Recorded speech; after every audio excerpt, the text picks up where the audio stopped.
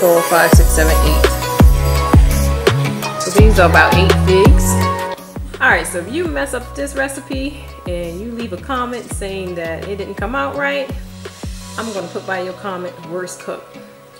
There's no way possible you can mess up this recipe. You can put how much syrup you like. You can boil it down, thin it out as much as you like. It's really up to you. You add your cloves and your cinnamon. You can add how much you like. You know, just do like a little taste test. Don't go crazy on the cloves because, you know, you go overboard on that seasoning. Of course, it can overpower your recipe, so just add a little bit at a time, but there's no way possible you can mess this recipe up. You kind of just do it the way that you like it, the way that you like it to taste. So I really don't do any measurements when I make my figgy syrup. I just kind of do it the way that I want it. Maybe I want it a little thinner, maybe I want it a little thicker this time. It doesn't matter. If I want it a little bit sweeter, just add more syrup. Alright, so let's get started. Alright, so in my pot, I have about a cup of water, and I'm just going to add my figs. Pop the stems off these figs.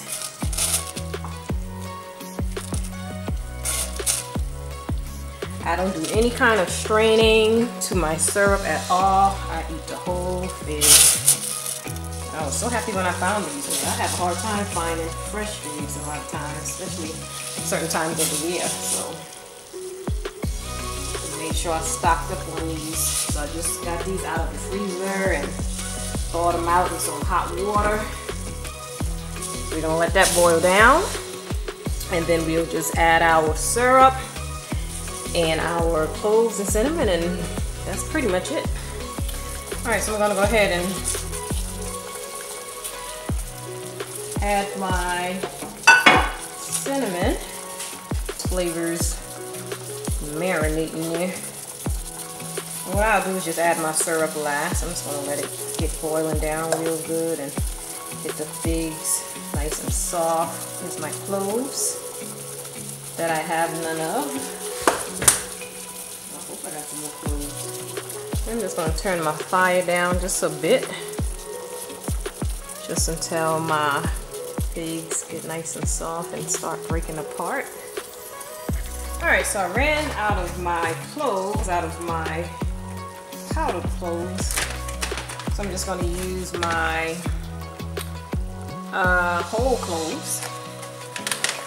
And I'm not going to put too much because now it's going to be hard for me to decipher and measure how much cloves I have in there. So I'm just going to put maybe that much to start, and then I'll just taste the water and see. And I'll have to strain all of that out, or just pick them out is what I usually do, is just take a fork or a spoon and scoop them out. So we'll start with that a little bit, so hopefully I'll get the taste right. Don't you hate when you forget things? I'm not running back to my store. I stay in the store way too much these days. The prices are high.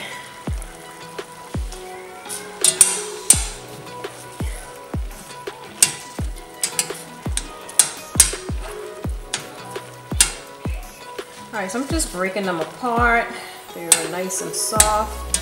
And I'm going to give the water just a little bit of taste to make sure I don't have too much cloves or too little cloves. I believe that's pretty good. So I'm not going to add any more cloves. What I'm going to do is try to pick them out before I add the syrup. And I'm not worried about the cinnamon. I can always add more cinnamon last. I'm going to turn my heat off since I have to pick out my cloves.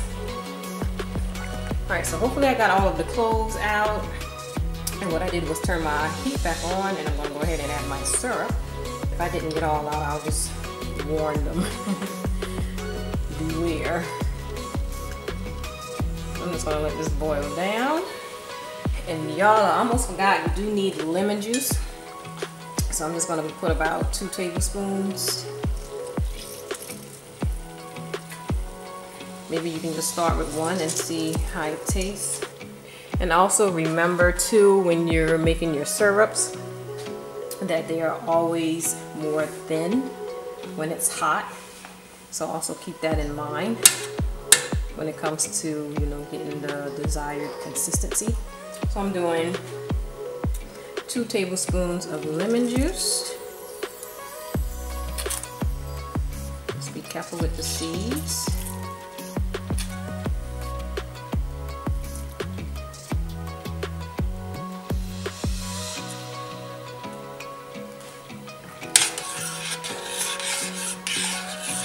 See, it's already starting to thicken a little bit.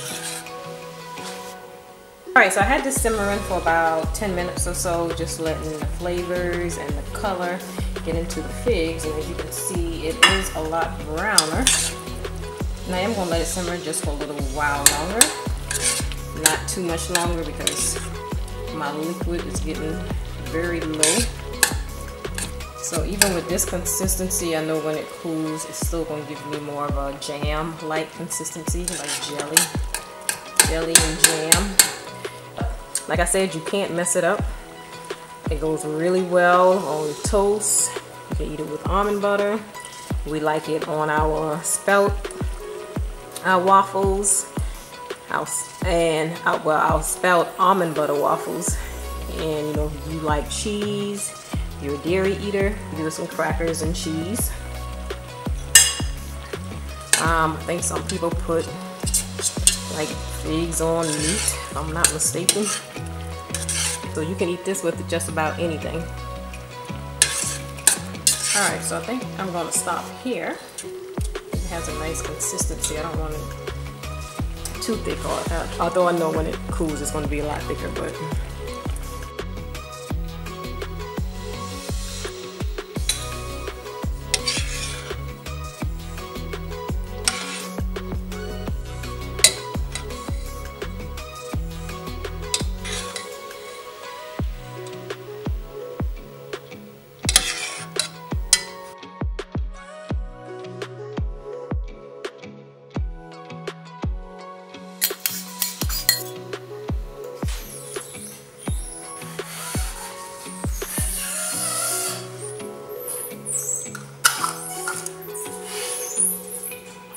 and I have my lid, but I am going to take it off because I need this to cool down before I put it in the refrigerator.